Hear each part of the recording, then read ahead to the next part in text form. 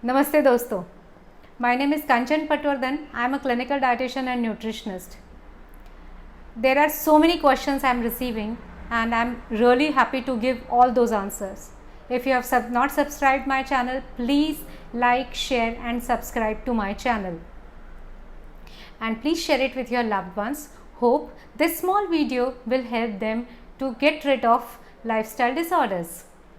Okay, so today's question was, should I eat boiled food or avoid completely oil-free food to reduce my weight and manage my blood sugar levels? तो मेरा answer है कि of course not. You don't have to avoid boiled food, you don't have to avoid oil. Definitely आपको कौन सा oil खाना है वो मैं आपको बताऊंगी ही वीडियो में, लेकिन आपको पूरी तरह से बॉइल्ड, टेस्टलेस, आपको अपने बॉडी के ऊपर कोई भी टॉर्चर नहीं करना है. Diet doesn't mean to eat boiled और tasteless food. Correct eating is dieting. So आपको वेट लॉस के लिए ज़रूरी है कि आपको इसेंशियल फैटी एसिड्स खाएं, क्योंकि इसेंशियल फैटी एसिड सिर्फ आपको एनर्जी ही नहीं देता, बट आपके it is extremely essential for your heart health. आप अगर पूरी तरह से अपने डाइट में से अगर आपने फैट्स को निकाल लिया तो सबसे बड़ा ड्रॉबैक क्या होगा पता है आपको?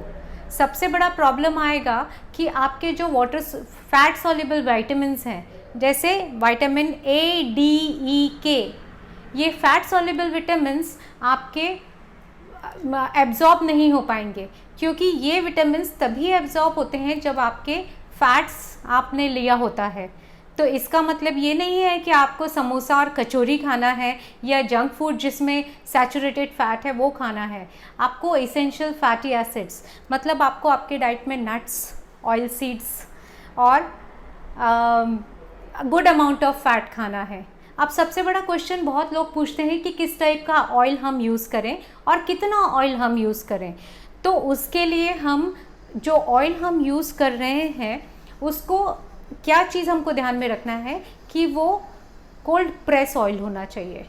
बहुत ज़्यादा रिफाइंड ऑयल का यूज़ मत करिए, क्योंकि रिफाइनिंग प्रोसेस में बहुत सारे केमिकल्स यूज़ होते हैं. कोल्ड प्रेस ऑयल सबसे अच्छा है. अगर आप चाहें तो आप सफोला, कोई ब्रांड में प्रमोट नहीं कर रही हूँ, पर आप वो ले सकते हैं. आप कर्डी ऑयल ले सकते हैं, आप राइस ब्रान ऑयल ले सकते हैं, आप इवन मूंगफली का तेल भी ले सकते हैं. क्योंकि मूंगफली के तेल में बहुत लोगों को पता नहीं होगा, मूंगफली के तेल में भी मोनोसैचुरेटेड फैट्स होते हैं, which is very very similar to olive oil. Olive oil में भी मोनोसैचुरेटेड फैट्स हैं और मूंगफली ऑयल में भी मोनोसैचुरेटेड फैट्स हैं, और दोनों टाइप के जो फैट्स होते हैं वो हमारे हार्ट हेल्थ के लिए भी बहुत अच्छे होते हैं और हमारे डायबिटीज़ को कंट्रोल करने के लिए भी बहुत अच्छे होते हैं. साथ में थोड़ा बहुत अमाउंट में अगर हम इसको खाते हैं, जैसे हमारी सब्जियों के तड़के में या हमारी दाल के तड़के में, और उतना अगर हम लेते हैं तो हमारा एक पूरा जो अगर कैलोरीज का जो पार्ट होता है, तो आपके पूरे कैलोरीज़ में सपोज़ आप 2000 कैलोरी का डाइट ले रहे हैं तो उसमें से कम 25% जो कैलोरीज़ हैं वो फैट से आनी चाहिए. लेकिन जैसे मैंने आपको बताया, इसमें सिर्फ ऑयल का यूज़ नहीं करना है. हमें इसेंशियल ऑयल्स जो हमें नट्स से मिल रहा है, हमें सीड्स से मिल रहे हैं, जैसे सनफ्लावर सीड्स हैं, फ्लैक्स सीड्स हैं, जिसमें आपको ओमेगा 3 फैटी एसिड्स भी मिल रहे हैं.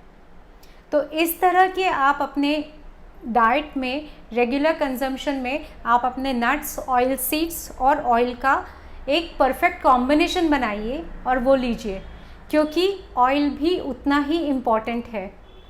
ऑयल हमारे सिर्फ वेट को कम नहीं करता, पर ये हमारे ब्रेन हेल्थ के लिए भी बहुत ज़रूरी है.